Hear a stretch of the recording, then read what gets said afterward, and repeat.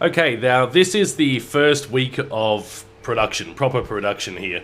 Now, all that I'm basically doing this week, this is the pre-production phase. So this is what a lot of people think is well, I suppose the boring part of making a game.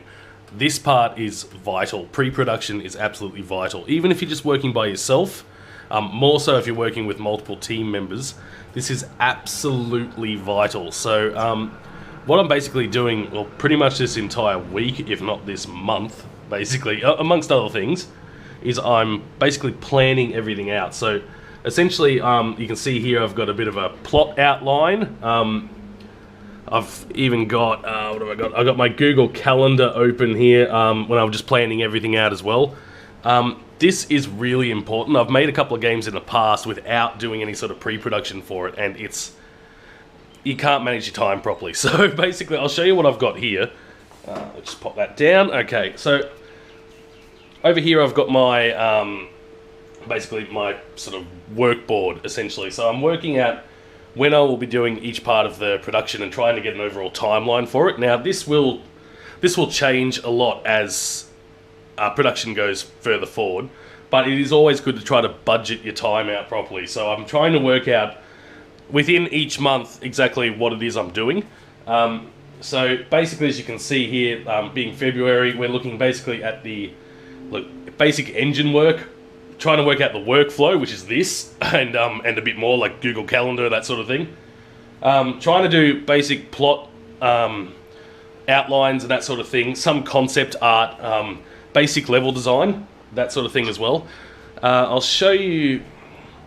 I like to work on paper first with everything like this, so, and that's just the way I do it, because I can be sort of sitting somewhere not in front of the computer and actually just sort of jot down notes as I see them. Now, the reason I then go through and put them into Google Docs and that sort of thing is because the way I write things down, it just becomes a goddamn mess. So you can see I've just got just random notes and flowcharts and things like that. Like, this is me trying to work out the overall plot. Once I get all this kind of half nailed out, at least, I'll try to work out most of it on paper.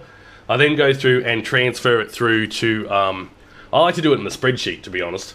And just a side note here, Google Docs for this sort of thing is absolutely phenomenal, because especially if you're working with multiple people. Now, on the plot and that sort of thing, I'm basically it.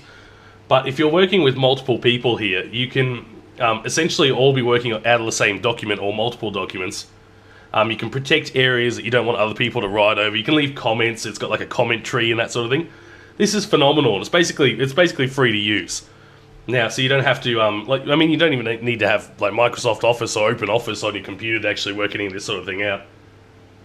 But basically, I like to go through here and essentially make a bit more of make a bit more sense out of it. So, I'm about maybe a quarter of the way through here, so it's only on the one page, really at this point. But I've got a lot of branching paths and things like this, so this helps me sort of organize. I can color code things and sort of tie it in so I can see what I'm doing a bit better. Now, in terms of what else I'm going to be looking at in this month at least, a lot of concept art, mainly of locations. I've got a pretty solid idea of what I want the main characters to look like and that sort of thing anyway, but we'll be doing a bit of concept art for them. But it's mainly locations and other things like that, other concept art.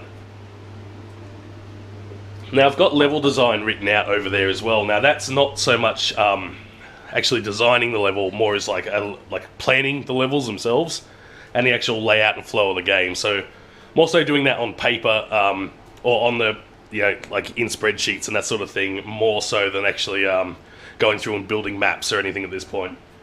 As I'm moving through the different months, like even going into March, I'm still basically on the same sort of level I am here without concept art. I'm going to get that all done this month without having to bother about the workflow, that sort of thing. I know a lot of people hate this sort of part of game development. A lot of people skip this step. This really is vital if you want to have it done by a certain time. Like, especially if you're doing it the way I am at the moment, and I'm essentially, I'm pretty much not working at this point, so I've got a limited budget.